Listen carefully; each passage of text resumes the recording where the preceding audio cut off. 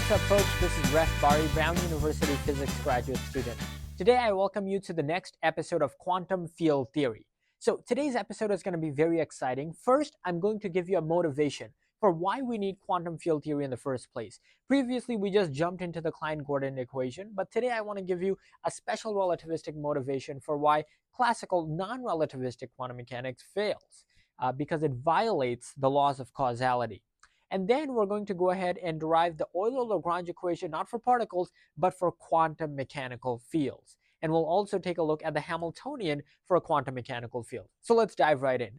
So one more thing, I'm going to have my notes here for all the haters. You might say, oh my God, what is he doing? He has his notes in front of him. No, I'm just making sure I don't make any mistakes. So first thing we're going to do is start off with a quantum particle. So this could be an electron, it could be a proton, whatever. Okay, so here's my electron right there. It's right there on the screen. And the question I'm going to ask is, what is the probability that the electron, starting from there, let's say that its initial position is x naught at an initial time t naught, what is the probability that the electron localized at this initial position ends up, let's see, right here, let's say. Okay, this is the final position xf at a final time t sub f. Here's my electron. Okay, so what's the probability, in other words, that my electron starting from here ends up over here? Now you might say, well, I mean, isn't it just obvious? I mean, maybe the electron just goes in a straight line like this from here to here, you might say. But that would violate the uncertainty principle, because there is no way for you to track a quantum mechanical particle's trajectory from point A to point B like this. So even mentioning the fact that the electron has a trajectory like a ball or like a soccer ball like this, the electron does not have a trajectory in space. Okay, you cannot say that the electron has some kind of a fixed trajectory in space, because you cannot know the position and momentum of the electron at every point in space. That's the whole point of the uncertainty principle, right? So let's try to think about this another way maybe. So instead of thinking about one possible path that the electron can take, Feynman suggests that we consider all the possible paths that the electron takes, and we weight each of these paths by some action. Okay, each of these paths has a weight, and that weight is proportional to the exponential of the action. And then we add up all of the actions for all of the paths, and then we get the true or kind of classical path that the electron might take. So how do we solve this problem in quantum mechanics? How do we find the probability that the electron ends up here, given that it started here? Well, we use what's called a propagator. Okay, so we're going to consider the following propagator. So we're going to have, let me make sure I write it correctly. Consider the electron ends at position xf. It begins at a position x naught, and the propagator is this unitary time evolution operator, not u. What am I writing? It should be an exponential. E to the minus I h delta t over h bar. And this right here is the quantum mechanical propagator. Sometimes we just call it K. So this propagator tells you the probability amplitude that a particle starting from over here ends up over here.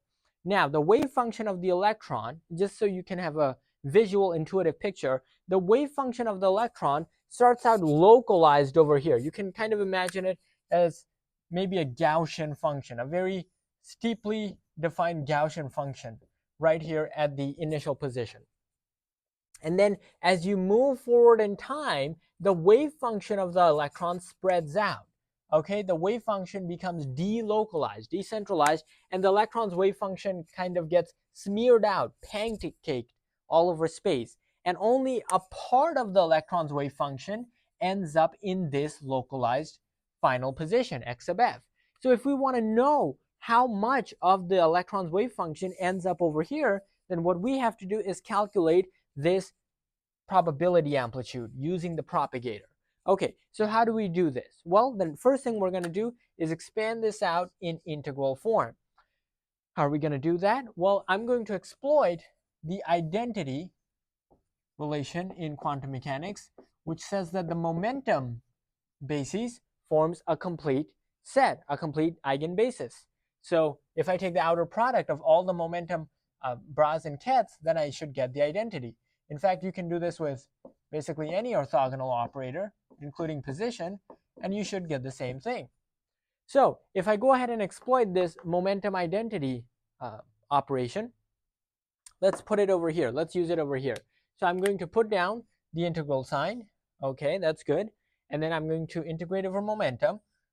And I'm going to introduce those momentum operators over here. So how am I going to do that? Well, first, I have my final position, x sub f. I have my internal operator over here. This should be an operator, the Hamiltonian. Oh, and we're going to work in natural units, so h bar is 1. So I'm going to have e to the minus I h delta t. And then I'm not going to have my initial position here. I'm going to insert this ket. So I'm going to insert this momentum operator. And then I'm going to insert the other momentum bra over here. And then I'm going to insert my initial position x naught. Okay, and remember we are integrating over momentum so that this final position, so that this final probability amplitude is a function of position and time, but not of momentum. Okay, so we have this. How are we going to evaluate it? Well, the first thing you want to do is, well, I made a mistake already. This should be an operator. So the first thing you want to do is ask yourself the question, what is the Hamiltonian for the system? Well, the electron here is just a free particle, right? Recall that the Hamiltonian, hopefully you can see up there, the Hamiltonian for a system is just the kinetic minus the potential. So for a free particle, this should just be the momentum squared over 2m. The potential is just 0, right? So I'm going to go ahead and replace this integral. Let's go ahead and expand it out over here. Let me move this. So this is integrating over momentum, final position, e to the minus I. My Hamiltonian gets replaced with p squared, or the magnitude of p squared, over 2m times delta t. And then I have my outer product of the momenta. And finally, I have my initial position right here. Okay, wonderful. So now I have this. What is the next step? Well, the next step is to recall that the momentum eigenstate p, well, it's an eigenstate of the momentum operator p. Okay, what does that mean? In other words, it means, recall from elementary quantum mechanics, if I take the momentum operator p and operate it on a momentum eigenstate, well, that returns the magnitude of the momentum of the quantum mechanical particle. Okay, so if I go ahead and take this momentum operator and apply it, nope, not like that. Let's try that again. And if I apply it to the momentum eigenstate, that's just going to return a scalar value over here. So let's do that. Where do I have space? Let's see. Maybe I can pull this up. Okay.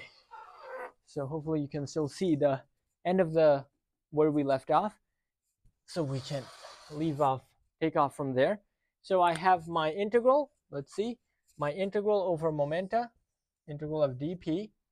And then once I operate my momentum operator on this eigenstate, I can go ahead and pull out this scalar. This becomes a scalar afterwards, right? So I'm going to pull that out of the integral. So I'm going to have e to the minus I p squared over 2m times delta t. Okay, and then I just have a pretty simple integral. Well, not really simple, but my integral looks like this. I have my final position, the outer product of my momenta, and my initial position, x naught. Okay, great. So this is what I have right now. For those of you who cannot see it, let's lift this up a little bit. So this is my integral right now. And now we're going to use another property.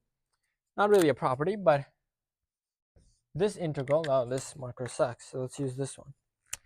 So the integral of the position and momenta operators is actually a very famous integral. It's very related to the Fourier transform, but not quite. So this turns out to be 1 over 2 pi times the integral of e to the I p dot x, okay, dx. Okay, something like this. Okay, so let's go ahead and plug that in. there should not be an integral here, obviously. Okay, so let's go ahead and plug this identity in over here. So I'm going to have the integral of, by the way, for those of you who are wondering where this came from, if you don't just want me to spit it out, there's actually a pretty extended derivation of where this identity comes from, and it's not trivial to derive. It's not easy to see that it comes out of this inner product, but I could give you some basic intuition for why this is so. Remember that the eigenstates of the momentum operator, right, in quantum mechanics, in non-relativistic quantum mechanics, the momentum operator P is minus IH bar times the Nabla operator, right? And the eigenstates of this momentum operator are what? Well, the eigenstates are simply plane waves, e to the IPX, something like this, or e to the I kx minus omega t. So the eigenstates of the momentum operator are simply plane waves. And so that's exactly what you see here. What we're basically writing is the eigenstates of the momentum operator in a position basis. And that's what you have here, plane waves. So that's a kind of hand wavy intuition for where this comes from. So now let's go ahead and, oh, and by the way, if you want to know where this comes from, why the answer is plane waves, all you have to do is solve the Schrodinger equation, right? So the Schrodinger equation in free space is what? We have I h bar, and the time evolution of the wave function is given by the Hamiltonian acting on the wave function. And so if we have a free particle, there's no potential, then the Hamiltonian is simply the kinetic energy, which is minus h bar squared over 2m partial squared psi partial x squared, right? And if you solve this, very elementary differential equation, what are you going to get? Well, you're going to get a plane wave for your solution, e to the I px, right? So plane waves are the solutions for the free particle in non-relativistic quantum mechanics, right? And so that's why the eigenstates of the momenta operator is also plane waves, right? Because plane waves have a definite, well-defined momentum. Okay, so that was a quick digression back to our main point, our main integral. So let's go ahead and evaluate this. So I have e to the minus I p squared over 2m delta t. Okay, hopefully you can still see this. Let me make sure it's visible. Okay, very good. Now, this over here, the inner product of the final position with the momenta, you know what, let me just call the final position x, okay? So the initial position is x naught already. So we're going to have 1 over 2 pi, okay? And actually, since this is a three-dimensional integral, let me move this out of the way again. Since this is a three-dimensional integral, I should be doing d cubed p. And likewise, this factor of 1 over 2 pi should be cubed, okay? This is just a factor that I spent way too much time agonizing over. Just a spoiler alert, don't waste your life trying to figure out where this comes from. You can, but I'd rather you not. Okay, so the inner product of the position and momenta is simply this. We have e to the I p dot x. And here we have the conjugate of this, right? So the momentum, the inner product of p with x naught is the conjugate of the inner product of x with p. So this over here is simply e to the minus I p dot x naught, right? Why the minus sign? Because this is this inner product, but flipped, right? In other words, this is another way I could possibly write this is x p conjugate, right? Very sloppy notation, but hopefully you get the point. So now I can go ahead and simplify this even further. I have d cubed p e to the minus I p squared over 2m delta t 1 over 2 pi cubed. And let's just go ahead and simplify this. E to the I p dot x minus x naught. Okay, so this is our integral right here. Wow, okay, that was a messy integral, but we got to the end. Okay, so this is the final stage of the integral. Let's see if there's any other steps. No, that's it. So all we have to do now is integrate this integral, and this is going to be something that is an exponential. Let me just write down the answer because it's not trivial. It's e to the im times the difference in the positions divided by 2t. Okay, so something like this. The answer is something like this. It doesn't matter what the exact answer is. What I'm trying to do is I'm trying to prove a point to you. The point I'm trying to prove is that the answer is not 0. Okay, this right here, this exponential is not 0. Okay, it's not negative either. Obviously, exponentials are always positive. If you got this far, if you got to quantum field theory, then hopefully you know that exponentials are always positive. But the point I'm trying to make is that this exponential is non-zero, right? And why does that matter? Well, that matters because, let's go back to the thought experiment we were just considering. So if you go back to what we were just considering, we were wondering what's the probability of an electron starting over here, initial position and time, with a final position and time over here. What's the probability that the electron goes from here to here in a certain amount of time? Well, we could make the distances between the final and initial position arbitrarily large, and the time between the initial and final positions infinitely small or arbitrarily small. The point I'm trying to make is that I can make it so that the electron goes very far in a time shorter than light would allow it to travel. Maybe I'm being a little confusing here. Let's say that the electron goes from here to here. Okay, let's say that the distance here, delta x, is 2 times the speed of light times the amount of time it takes the electron to travel. Well, then if I just calculate the speed of the electron, delta x over delta t, what is that? Well, that's, let's see, 2 times the speed of light. Well, that's a clear violation of causality, right? Nothing can travel faster than the speed of light. But this propagator here is telling us that the probability that the electron goes an arbitrarily far distance in an arbitrarily short time is non-zero. So this is a clear violation of causality. Okay, so this is the problem for non-relativistic quantum mechanics, because you can see that it very clearly violates special relativity. It's telling us that an electron could possibly go faster than the speed of light. Okay, that's the problem here. And this problem is not fixed even if you use the relativistic dispersion equation. So if I go ahead and replace the Hamiltonian up there, if I replace my Hamiltonian from p squared over 2m to, what's the relativistic dispersion equation? E is equal to p squared plus m squared, right, in natural units. In non-natural units, maybe you're more familiar seeing this as E is equal to mc squared plus pc squared. This should be equal to mc squared squared. This is square root. Now in natural units, c is 1. Okay, so that means I simply have m squared, this is 1, plus p squared, hence this new equation.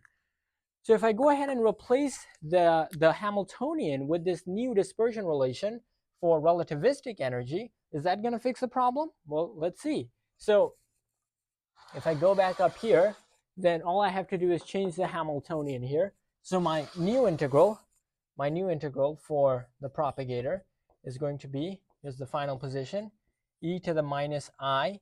Now my Hamiltonian is this, p squared plus m squared delta t, and inner product with the initial position. Okay, that's what I have right here. This p is a operator. And so I go ahead and do my classic integral.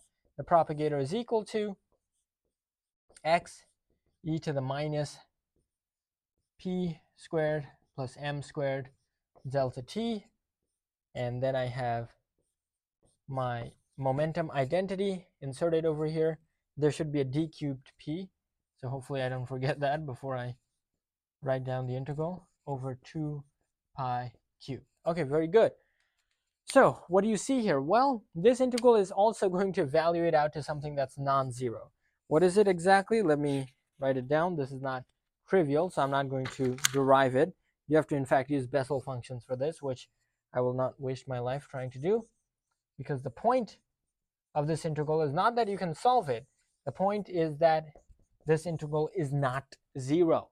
So once again, even using the relativistic dispersion relation, even using basically E equals mc squared, we still find that the electron has a non-zero probability of going faster than the speed of light. So again, a clear violation of causality. And in fact, how Peskin and Schroeder views this is as follows. Okay, how does quantum field theory solve this dilemma? How does it solve this problem of violating causality? Well, just to give you a taste of what we're about to see, what quantum field theory does is consider an event, okay? Let's consider a point with some position x, or actually x naught. Let's draw the light cone at this point, x naught, okay? This light cone dictates all the possible events that could have resulted in x naught. So this, for example, is the past. This is the future. And this x naught here is the present. So everything that could have impacted, that could have caused x naught lies here in the past. All of these points within the past light cone could have resulted in x naught, whereas x naught itself can cause anything to happen in the future. Okay, anything in the future of this light cone, x naught can cause to happen. But what we're saying here is that let's consider the world line of an uniformly accelerating observer. Okay, what we're saying is that the probability of the electron crossing a space-like interval is non-zero. In other words, the electron can travel faster than light, okay, according to non-relativistic quantum mechanics, which is, of course, violates all of special relativity, right? But what QFT does, what quantum field theory does, is it reverses this picture, okay? What it does is it draws another light cone. Okay, here's my second light cone. Here's my event. Okay, now this is going to be my x this time. And let me draw the world line for a uniformly accelerating observer. Okay, and so what QFT does is it considers things from an opposite perspective.